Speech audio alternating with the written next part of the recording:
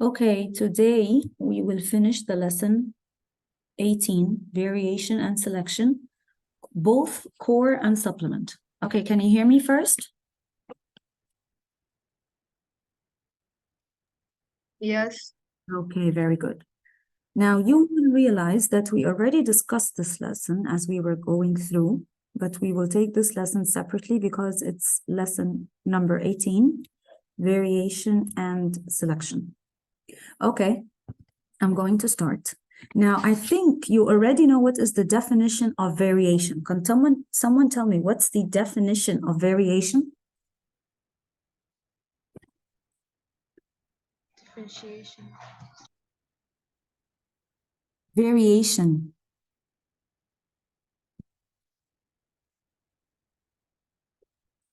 Variation, what is it? Someone said differentiation. Okay. Differentiation is actually a little bit different from variation. Differentiation, this is when cells have a specific shape and a specific function. This is differentiation. But they are related because organisms which type of reproduction? I'll ask you a different question. Which type of reproduction produces variation? Sexual or asexual? Sexual. Yes, very good. Sexual. That's why we study the lesson inheritance and variation after we study the types of reproduction. Sexual reproduction produces variation. What is variation? Variation, these are the differences between organisms of the same species, like humans, the best example. We are all the same species, but do we show variation or we don't? We do. We do, of course. Now, variation is of two types. We have continuous variation and we have discontinuous variation. I think I mentioned it in class. Now, I have two pictures here showing you the two types of variation. I have continuous and I have discontinuous. Let's look at the examples for the discontinuous variation. I have gender. How many genders do we have? 2.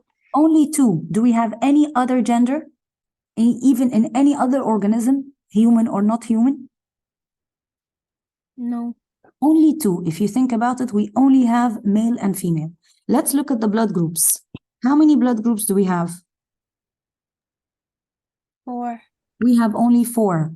Do we have a 5th blood group? Did you ever hear of a 5th blood group? No. No. So a discontinuous variation is a variation that has many phenotypes or limited phenotypes. Limited. Limited. Exactly. This is the keyword. It has a limited number of phenotypes, very specific phenotypes with no intermediates. Before you ask me what is an intermediate, with no intermediate. Intermediate means with no examples in between, with nothing in between, like the gender. I have male and I have female. I have nothing in between, like the blood group. I have blood group A, B, AB, and O. I don't have anything in between. Yes, Farah, do you have a question? Miss, can you please say the definition of discontinuous variation again? Okay, I will. Discontinuous variation, my dear, is a type of variation that has limited phenotypes with no intermediates. This is the definition. We don't memorize things before we understand them. Limited phenotypes. Is this clear? I have only a certain number of phenotypes. Boy, girl, blood type A, B, AB, O, finished, with nothing in between, with no examples in between, with no intermediates. And for your information, eye color is a discontinuous variation. I have specific eye colors, and whether you are able to roll your tongue, like in this picture, or not, is an example of discontinuous variation. Okay, now let's stick to discontinuous variation and think about it. Now let's look at gender. Here, the gender, this type of discontinuous variation, is it affected by the genes only or the genes and the environment? Genes only. Okay, excellent. I hope everyone agrees. Look at the blood type. Is it also affected by the genes only or the genes and the environment? Genes only. Genes only. Does your blood type change as you grow? No. No. Okay. So discontinuous variation again is a type of variation that has limited phenotypes with no intermediates, no examples in between, and it is affected only by your genes, and it is not affected by the environment, and it does not change throughout life. Now let's look at the continuous variation. Without even explaining it, can you tell me what is the difference between continuous and discontinuous variation? Continuous continues to change depending on the environment. Discontinuous is not affected by the environment. Perfect. Okay. In continuous variation, can I say that it has many intermediates? Yes. Yes, many intermediates. Many intermediates means many examples. Let's look at the foot size or the foot length. You can be size 37, 37.5, 38, 38.5, 39. Some people are 46, some people are 42, okay, depending on the size of your foot. Your height, you can be short, you can be tall. The skin color, you can be white, you can be a little bit dark, you can be in the middle. So a type of variation that has many, many phenotypes with many intermediates between two extremes. In other words, there's an extreme, like you can never be, let's say, if we are talking about a certain age group, they are not shorter than 100 centimeters, and the maximum we have in class is 190. So I have two extremes, but I have so many examples in between. Now tell me, continuous variation is affected by genes only or genes and the environment? Genes and the environment. Okay, I think it's very easy. Now here I gave you an example of what continuous variation. I showed you people of different heights. Okay, like this character, it's growing taller. Now tell me specifically height. Your height is definitely affected by your genes. But how is the height affected by the environment? Can you think about it? Playing sports. Playing sports, no. Playing sports Nutrition. affect your height. Yes, nutrition. Let's say that you lived in very bad circumstances and you were not eating well. You did not have enough calcium when you were a little girl or a little boy. Will you grow to be the height that you should be? No. No. Okay, so malnutrition, of course, affects height. That's why we say that height is affected both by the genes and by the environment. Your weight, like these two females, they are the same age, but these two females, and they are sisters, by the way, so they inherited the same genes from their parents concerning the weight. But why is one bigger than the other? He eats more. Exactly. Okay, so continuous variation is the type of variation that has many phenotypes affected both by the genes and the environment. That's why it is sometimes called the environmental variation. Now, also for your information, the ears are examples of what's this called? Discontinuous variation. Either you have a lobed ear or a lobeless ear. Before you ask me what this is, sometimes your ears is one continuous piece of tissue. This is called a lobeless ear. And sometimes your ear has a lobe here, a partition here. This is called a lobed ear. This is also only genetic. It's an example of discontinuous variation. So examples of discontinuous variation: blood group, eye color, gender, whether you're able to roll your tongue or not roll your tongue, and whether the earlobes are free or fixed. Now, these are the easy parts of the lesson. Yes, Selma? Miss, isn't color a spectrum? Yes, but in humans, the eye color is affected only by genes, and you have specific eye colors. You don't have someone with green color, with green eyes. Oh, I mean, you don't have someone, let's say, with the pink eyes. You have blue, green, gray, black, brown. Okay. Okay. So now, the important part is how it is represented on a graph. We said we have two types of variation. We have continuous variation and we have discontinuous variation. Now, I think I said it many times in class. If you have discontinuous variation and I have limited phenotypes, how is this represented in a graph? Bar graph, line graph, or histogram? Bar graph. Okay, do you all agree? Correct. Bar graph. Let's say blood types. I have only 4 blood types and they're not numerical, either A or B or AB or O. So I will have a bar for A, another bar for B, another bar for AB, and another bar for blood group O. It always looks like that. So whenever you're given a graph and you see a bar graph and they ask you which type of variation is that, you will tell them this is continuous or discontinuous. Discontinuous. Okay, why? Why did you choose discontinuous? Nobody's in between. Exactly, no intermediates in between. Plus, I only have how many phenotypes? 4. Four. Okay, so it shows you from the bar graph that it is of no intermediates, and I only have 4 phenotypes, limited phenotypes. Now, what about a continuous variation? Histogram. Histogram, if you forgot what's a histogram shows you a range. So if you have a range, let's say, for example, I am looking at the range of students of a particular height in class. So the number, I have students from 100 centimeters to 120, and then from 121 to let's say 30. And they're continuous, don't forget, 131 to 170. So this shows you a range of phenotypes or limited phenotypes. A range. A range of phenotypes, and this will definitely be plotted on a histogram. A histogram, if you forgot, you should remember it because you have an exam coming up soon. You have the values, let's say 100, we'll divide it into 110, equal also values 130, 140, 150, 160, 170, for example. From 110 to 120, this is my bar. From 120 to 130, I said, what did I say here? I said to 130. This is another bar. And then from 131 to 170, let's say, I have this number of students. So a histogram, how do I differentiate between a histogram and a bar chart? The bars are fused. Not like in a bar chart. In a bar chart, are they fused or not fused? Not fused. They're not fused. And they are the same width. In histogram, they should not be the same width. They're not necessary. Maybe the bar is wider and another one is smaller, etc. So the histogram shows you a range of phenotypes. Also, the continuous variation can also be plotted on a line graph. So you have this table in your notes, don't worry. This table compares between a continuous variation and a discontinuous variation. Let's look at it together.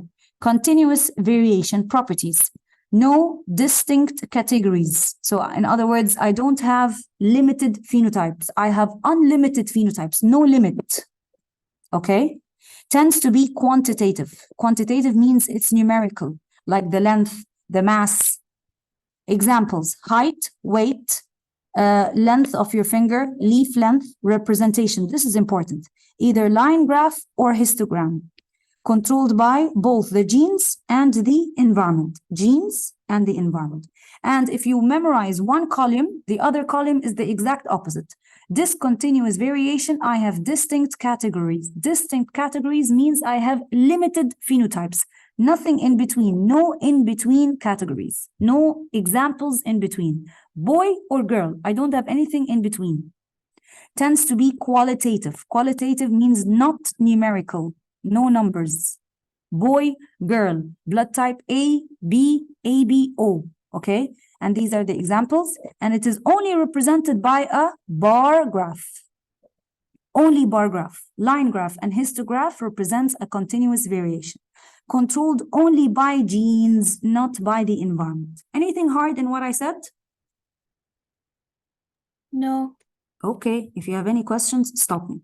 Now we will talk about mutation, and I also know that you have an idea about it. Mutation, the definition in your syllabus is a change in the base sequence of the DNA. So memorize, please, this definition because I think you saw it in paper 4. What is a mutation? Is a change in the base sequence of the DNA. By now, you should know what's the base sequence. Again, we will remember the structure of the DNA. We have nucleotides that are arranged on top of each other. And we have the sugar and the phosphates that are fixed. And what is variable? What is The variable? nitrogen base. Very good. The order of the bases. Now, these bases, if the order changes, we have a particular order, for example. If the order is messed up or changes, this is mutation. Okay, I want to take the story back from the very beginning. The order of bases in the DNA, what do they code for? Amino acids. Very good. Excellent, you are correct. Amino acids. And amino acids bonded together make what? The protein. Make proteins. Very good. So let's take the story from the very beginning.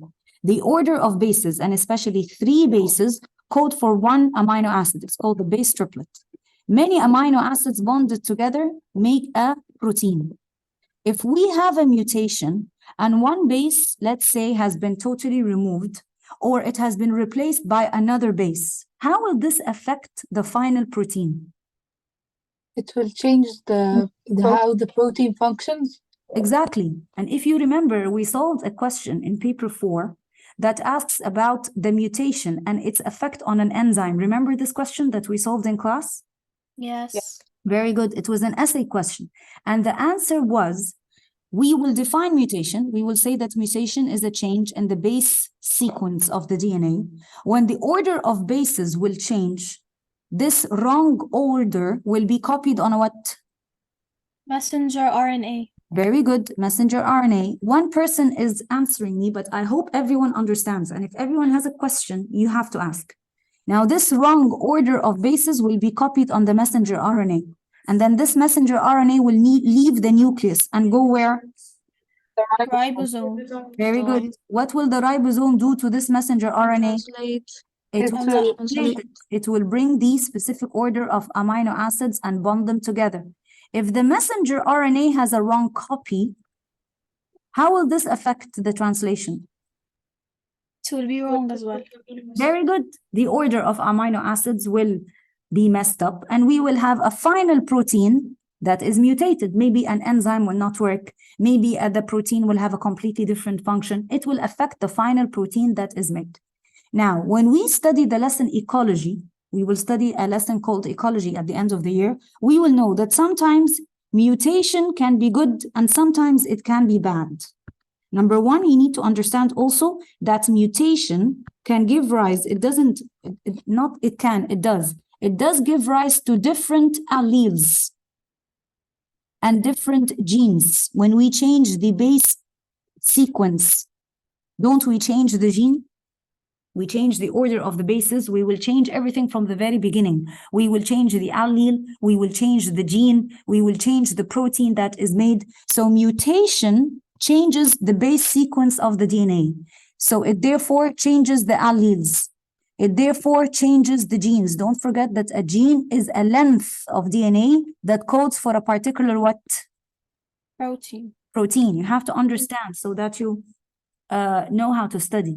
When we have a change in the base sequence or we have a mutation, this will affect the allele. It will affect the gene. It will affect the final protein. Sometimes mutations can give you a different phenotype. So mutation gives rise to variation or not? Yes. Yes. Exactly. I think we also said that one of the advantages of variation is that it allows mutations to be what? Expressed. To be expressed. Very good. Please understand what you're studying. A mutation means the order of the bases changed. When the order of the bases change, this means I will change the gene. This means I will change the protein. This means it will affect the phenotype of the organism. The organism will look different. Fine, this is variation. So mutation causes variation. Sometimes we said that mutation is good. For example, this bird. It was originally, let's say, black in color. The mutation made it red in color. And this was an advantage because these birds then were able to attract birds of the opposite sex and they were able to breed more. So mutation is not always bad. Mutation can be bad. Sometimes it can be good. And sometimes mutation has no effect. It will produce a protein that has a different shape, but it functions the same way, okay? So mutations sometimes are good, sometimes are bad, sometimes they have no effect at all. Now, there is a mutation here that affected this boy and made him mentally not 100% efficient. This type of mutation is good or bad? Bad. Bad. Okay, so I just want you to understand that not always mutation is bad. Sometimes it's good, sometimes it's bad. This is a genetic disease that causes a mental deformation. It's a result of mutation. I just want to also note that mutation can happen anywhere during the replication of cells. It can happen during mitosis, during meiosis. It can happen anytime. Okay, now you had in your syllabus a whole big section over sickle cell anemia, and then this section was thankfully removed. You only have sickle cell anemia as an example of mutation. So we will take it as an example. What is sickle cell anemia? Sickle cell anemia is a disease. It's a genetic disease. Sickle cell anemia. It's a genetic disease that is a result of mutation. And this is actually a good mutation. We want to understand why. We have healthy hemoglobin that is represented by the allele hemoglobin A capital. Hemoglobin A capital is healthy. What? Hemoglobin. Hemoglobin. That will give you healthy red blood cells, like this red blood cell. This red blood cell is nice and healthy. It is biconcave in shape, and it contains normal hemoglobin. There is a mutation that results in the making of a new gene that will give sickle cell hemoglobin. It's described like this, hemoglobin S. Hemoglobin S, this is the mutated gene that will give sickled hemoglobin. It will give me abnormal hemoglobin. It will make the red blood cell look like this. This is a shape that is called sickle. That's why they called it sickled red blood cells. Okay? So sickle cell anemia is a genetic disease that is caused by a mutated gene. This gene is hemoglobin S. Any questions up till now? The healthy gene is hemoglobin A. Hemoglobin A is the healthy gene that will give you healthy hemoglobin and healthy red blood cells. The sickle cell hemoglobin is represented by hemoglobin S. And it will make your red blood cells look like this. It looks sickle. Any questions up to now? Is this a good mutation or a bad mutation? It's good. Why good? I'll tell you good. I'll tell you why. This type of mutation that is represented by this genotype, hemoglobin A, hemoglobin S, people that have the sickle cell trait. Sickle cell trait means some of their hemoglobin is healthy and some of their hemoglobin is sickle. This is an example of incomplete dominance, by the way. These people, they don't live here in Egypt. They don't live in, they live in countries that have tropical rainforests. Tropical rainforest, like in Africa. We are in Africa, but we are a desert country. Countries that have tropical rainforests, they have a mosquito, this mosquito, that causes a disease called malaria. I don't know if you heard about it before. By the way, malaria is a common disease. It is common in the world, but maybe you do not hear about it because we don't have malaria in Egypt. Okay? It's found in countries that have very, very dense tropical rainforest, and this mosquito causes malaria. Now, people that have the sickle cell trait, when they are bitten by the mosquito, they will be resistant to malaria. They will not get the disease malaria. If you are hemoglobin A, all of us have this gene. We all have healthy red blood cells. We all have healthy hemoglobin. If this mosquito bites us, we will get malaria or we will not get malaria? We will. We will get malaria. Why? Because the eggs of the mosquito can survive in the healthy red blood cell. But people that have the sickle cell trait, people that have this genotype, in which they have some red blood cells that are healthy and some that are sickle, they will not get malaria if they are bitten by this mosquito, because the eggs of the mosquito cannot survive in the red blood cells that are sickle in shape. They can't. So they are actually resistant to malaria because they are sickle cell trait, because they have the hemoglobin S gene. Yes, Farah. Farah, you have a question? I don't know where is Farah.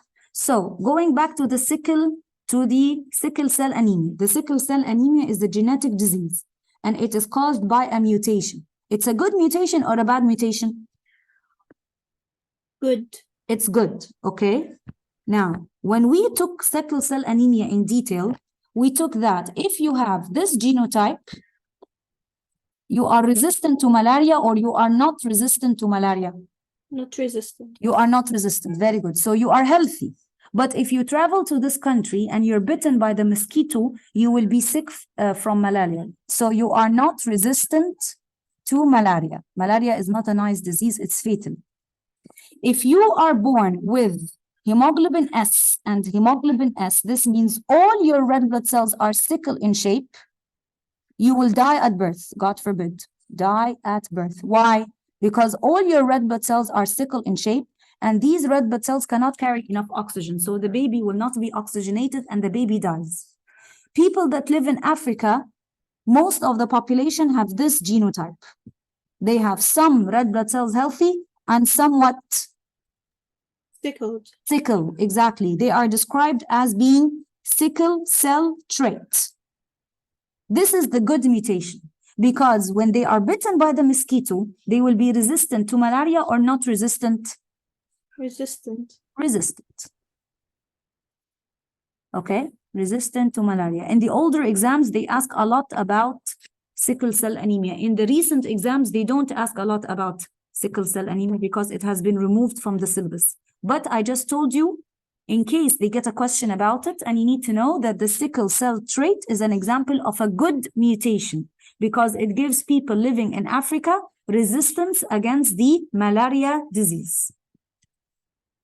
Okay? Any questions about the sickle cell anemia? You will find a few questions over it. Yes. Why can't the eggs just lay in the healthy red blood cells? Because of the biconcave shape, they cannot lay inside the red blood. They do actually.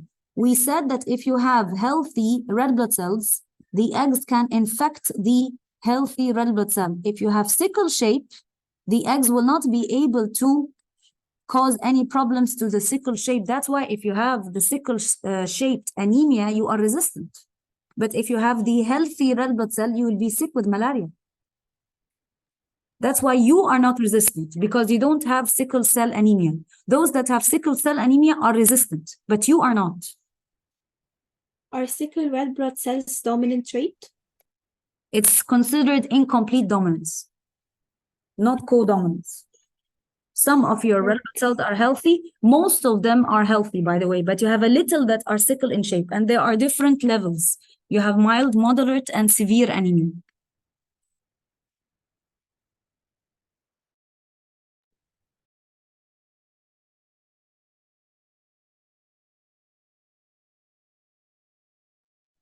Okay, anyone has any questions? Okay, we will. Anyone has any questions before I proceed? No. Okay, now going back to mutation, we will talk about the causes of mutation. You already know that as general information. What will cause mutation? What will destroy your DNA? Look at the picture here in front of you. Radiation, gamma radiation, too much sun exposure, ultraviolet radiation causes skin cancer. I'm sure you know this, okay? Chemicals, like in cigarettes, like in unhealthy food, in McDonald's, don't eat McDonald's. Like chemicals that you put on your body or on your face. Some viruses causes DNA mutation. So I think also we answered a question that asks about the causes of mutation. So you just need to memorize this list. Chemicals like tar in cigarette smoking, like preservatives in food, like radiation, gamma radiation, sun radiation. Some viruses cause mutation, but most of the time, the reason for the mutation is unknown. We don't know why the mutation happened. It is spontaneous. Okay, I am done with the types of variation, the continuous and the discontinuous.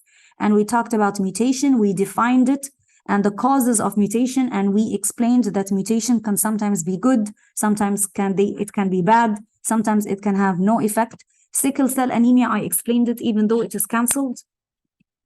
Any questions up to now before I proceed? Does anyone find anything difficult? Okay, no one No. a question, then fine. We will talk about something very interesting, which are the adaptation features of animals. And I think you also saw a definition several times about the adaptive features, and we will revise it again when we study ecology. An adaptive feature, what is it? It is a feature that is inherited that will help an organism to survive or not survive. What do you think? Survive. It will help an organism to survive and reproduce in its environment and become fit.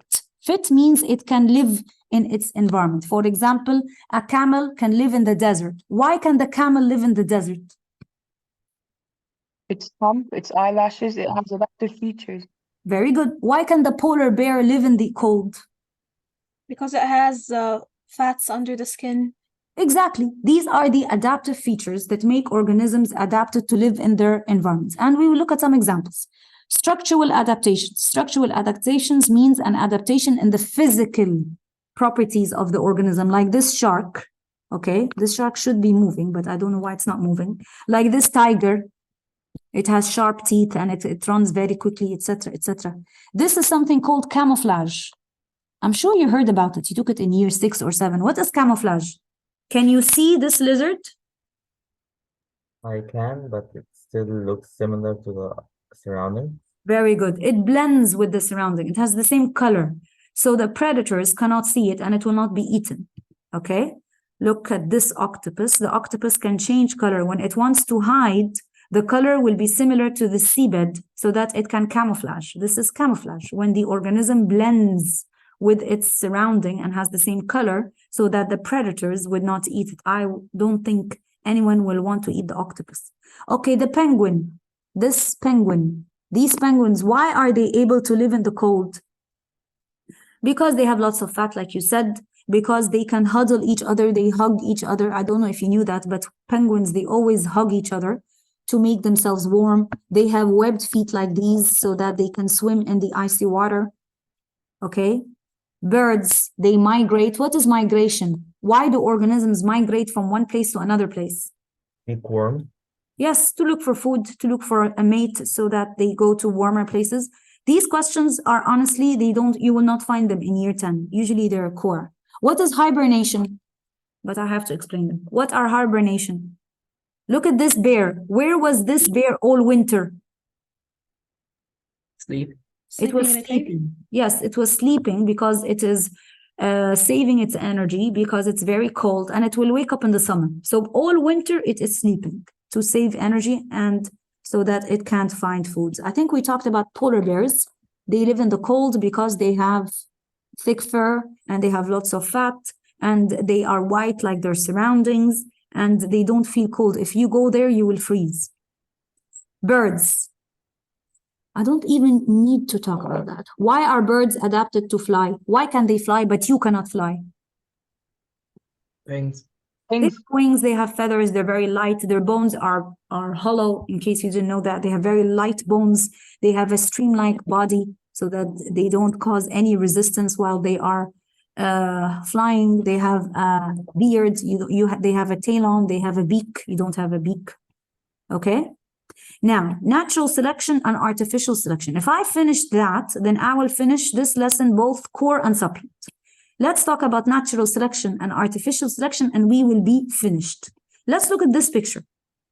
This picture here is showing you a lizard having lunch. Now, this lizard, can you look closely? It will eat the green beetle or the brown beetle, and why? The brown beetle? Yes, it will eat the brown beetle. Why did it not eat the green beetle? Because it Because didn't it see didn't- them. Okay, you all answered at the same time, but I heard you saying because it did not see the green beetle. The green beetle, when it blends with its surrounding, this is called what? Camouflage. Camouflage. It's called camouflage. Now, which beetle is more adapted, the green beetle or the brown beetle? The green The one. green. The green beetle, of course, it is more adapted. Very good. Now, who will survive and reach reproductive age and pass on their genes to the next generation? The green The green one. beetle. Very good. The brown beetle, with time, it will become extinct or not extinct? It will To become become extinct. extinct. Will become extinct because all the brown beetles will be eaten. This type of selection is natural or artificial? Natural. Very good. So very easy. And by the way, in the lesson ecology, they always ask about it.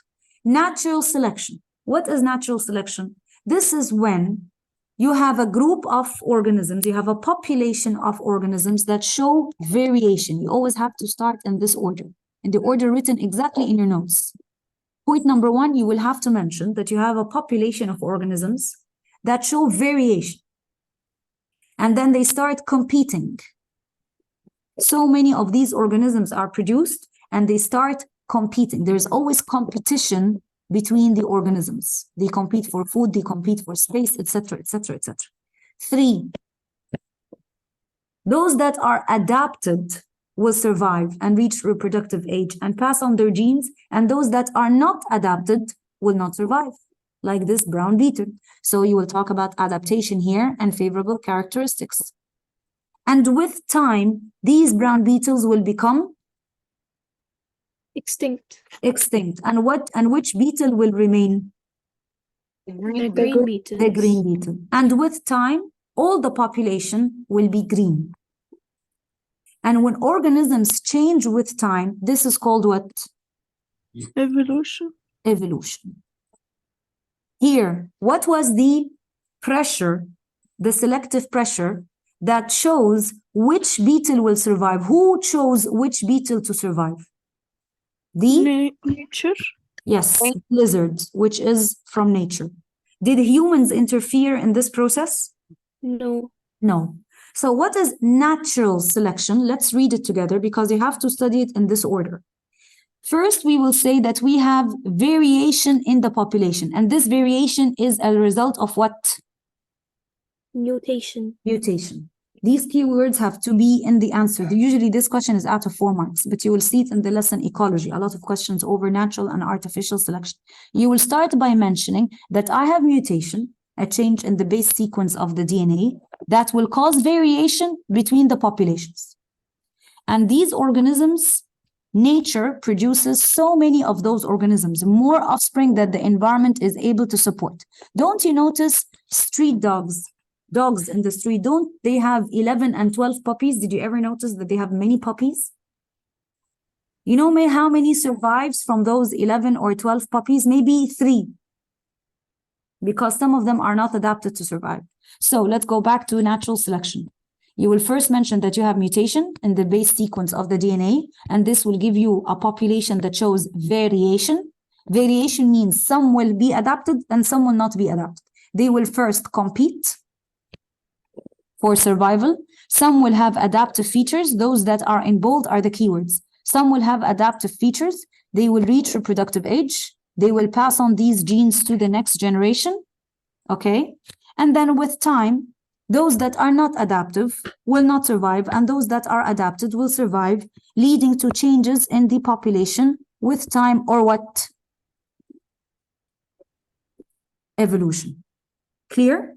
The definition of evolution, it is a change in the adaptive features of a population over time as a result of natural selection. So do you understand the sequence of events? Again, we have mutation. This mutation will lead to what? Variation. Variation. In an organism, in an environment, we have much more offspring. So much offspring that the environment cannot support. Only those that are adapted will survive. When I have lots of offspring, I will have competition. Those with adaptive features will survive. They will reach reproductive age and pass on their genes.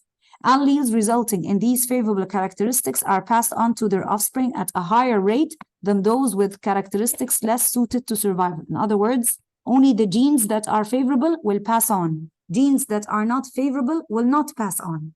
With time, most of the population will have the adaptive features, and the older versions of the species will become what? Extinct. With time, organisms change, and this is called evolution. Is anything hard in what we said?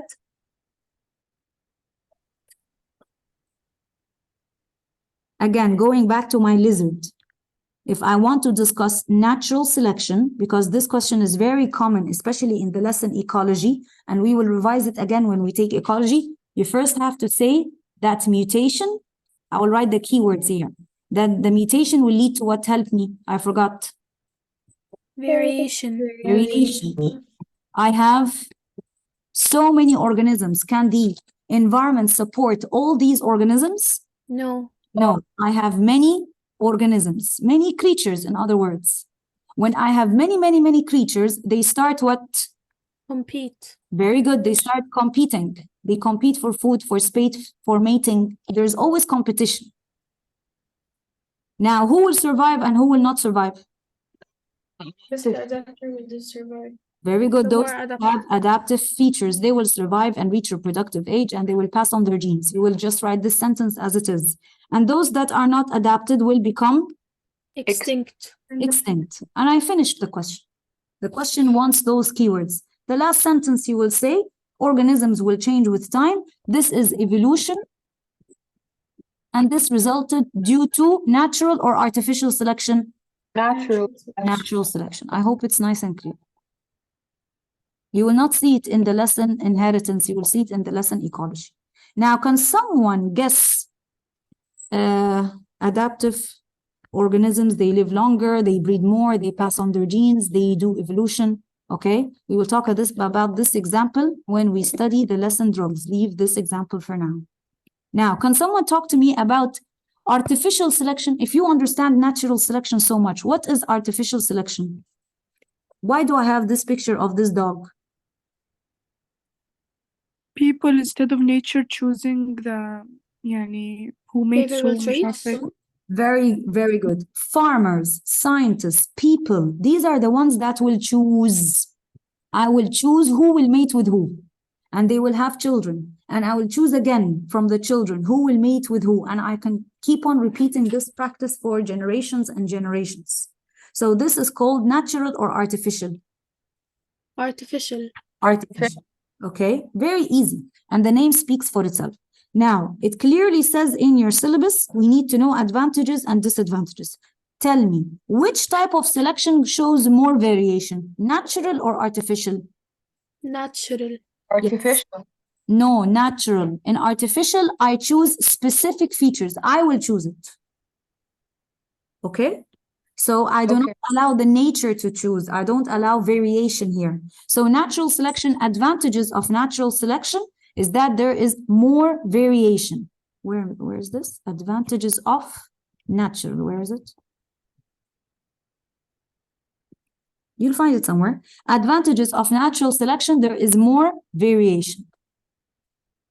Okay, which one do you think is slower? Natural or artificial? Natural. Natural is slower. This is a disadvantage. Artificial selection, this is faster. And we always do artificial selection in plants and animals for our economic advantage. Let's read it together so I do not miss anything. Advantages of artificial selection. It produces animals and plants with an increased economic importance, better for the economy, more profitable. When I choose plants that are big and they're juicy and they taste good, I do it for my farm. This will give me profit. This will be an advantage. The different breeds of domestic dogs are also products of artificial selection. Now, the disadvantages of artificial selection, one, decreased biodiversity. Before you ask me, what is biodiversity? It is decreased variation. It's the same as variation. Years of practicing artificial selection by farmers will cause the original breed of the animals and the plants to become rare or extinct. This decreases biodiversity or decreases variation. And it may even cause the extinction of some animals and some plants. For your information, plants looked different a very long time ago because we have been doing artificial selection for years and years and years. The original version of the plants became extinct. Okay, and this is a very big disadvantage because it will affect food chains. If you don't know what are food chains, we will take food chains in ecology. Okay, and even rare species of animals and plants that used to attract tourists from all around the world became a loss. You will find these advantages in the these disadvantages in the mark scheme.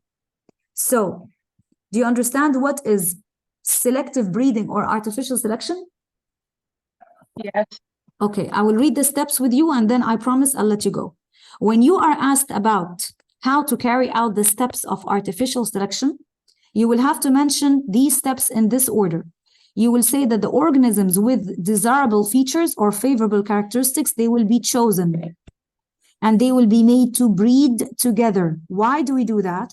To pass on their genes to their offspring. And then we will have offspring, we will have babies. And again, we will choose which babies we will breed together, depending on their favorable characteristics. We keep on doing this for generations and generations. And why do we keep on doing that? To improve our crops or improve our animal species. Example, we do this with cows, we do this with dogs, we do this with plants. This is done to create a generation of cows that will produce large amounts of milk. For example, you have 2 cows, you have 3 cows, you have a cow, this is my cow here, that produces lots of milk. And you have a cow here that is very fat and has lots of fat. She's nice and fat. I have another cow, cow C, that is always sick. Which 2 cows will I allow to breed together? AB or AC or what? Which 2 cows will I make to breed? AB. AB. And they will have children. And I will also choose from their children the best cows, the healthiest cows, and so on and so on and so on. That's it. It's very easy. Who has any questions? No, we did not finish the lesson, but I'll explain the rest in class. What we have left, in case you want to know, are the 2 types of plants that live in different environments. I have the xerophytes that live in the desert, like the cactus plant, and I have the hydrophyte that lives in the water. We will talk about these 2 plants, and that's it. Let's leave this for class. Okay? So what did we talk about today, in case you want to wrap up? We talked about variation, differences in organisms. We said that mutation causes variation. We said that mutation can be good, it can be bad, maybe it has no effect. We talked about sickle cell anemia because it provides an advantage for people living in Africa. You will be resistant to malaria, even though it has been canceled. And we talked about the causes of mutation. If you are a smoker, if you eat unhealthy food, if you expose to radiation, like too much sunlight causes skin cancer, like gamma radiation. If you know a pregnant female, she cannot go and do X-ray. This is very dangerous for the baby because it can cause mutation in her baby's DNA. And we talked about animals and how they are adapted. We said they are camouflaged, like this octopus. Penguins, they can survive in the cold. Birds, they migrate and they have special features. Bears, they hibernate. I just wanted to read it. I don't see any questions over this part, honestly. Birds are adapted. And then we specifically talked about natural selection and artificial selection. In class, what will I explain? I will talk about this term, what is a selective pressure, and I will explain xerophytes, plants that live in the desert like the cactus, and the hydrophytes, plants that live in water. That's it. And we will be done with variation and selection. It's one of the shortest lessons. Does anyone have any questions? Anyone has any questions? Because a lot of you are sending me, asking me, Doctor, what will we do in class tomorrow? What will we do in class tomorrow? I will explain xerophytes and hydrophytes and selective pressure. And we will continue paper 4. I told you I will solve with you paper 4 inheritance, question by question. We finished the first 20 pages. I'll finish the next 20 pages tomorrow in class. And on Tuesday, we will finish the rest of paper 2 and we have a quiz. Yes, Farah?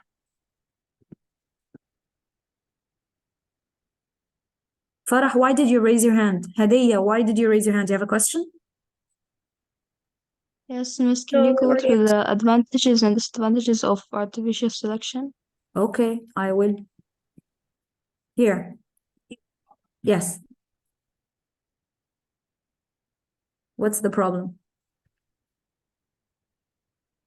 Can you explain the disadvantages? Of course I can. When you, dear, always do artificial selection and you do not allow nature to take part in evolution, you will have more variation or less variation? Less. This is number one. Decreased biodiversity. Biodiversity is another word for variation. I have less variation. If I have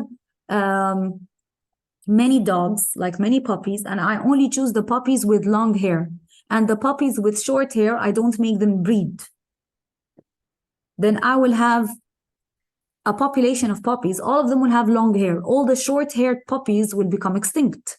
So here I narrowed down my variation to puppies with long hair. So I decreased variation. And then those that will have short hair, because I completely ignore them and I don't allow them to breed, they will become extinct. And this is not nice. I will lessen variation. I will lessen biodiversity until they become totally extinct. With time, I will tell you that long time ago, we had puppies with short hair, but they are extinct now. Is it clearer now? Yes, thank you. Welcome. Any other questions? Some other students raise their hand. Okay. If you have, who raised their hand? Let me see. So any questions, ask me. Fine. I told you what we will be doing in class tomorrow. I will explain xerophytes and hydrophytes, selective pressure. What does this term mean? And we will continue paper 4, inheritance. What about paper 6, inheritance? There is no paper 6 inheritance. I just realized. I thought there was, but I got confused. Okay. There's only paper 2 and paper 4. Fine. So Okay. tomorrow I'll finish paper 4, inheritance, the remaining 20 pages. And on Tuesday, I'll finish paper 2. I think we did only the Paper first. 2 inheritance? Yeah. I think we finished most of it actually, but I'll just make sure that we finished all of it. And we have a quiz on Tuesday, by the way. Okay, any questions before I go? No, miss, thank you. You're welcome. Bye.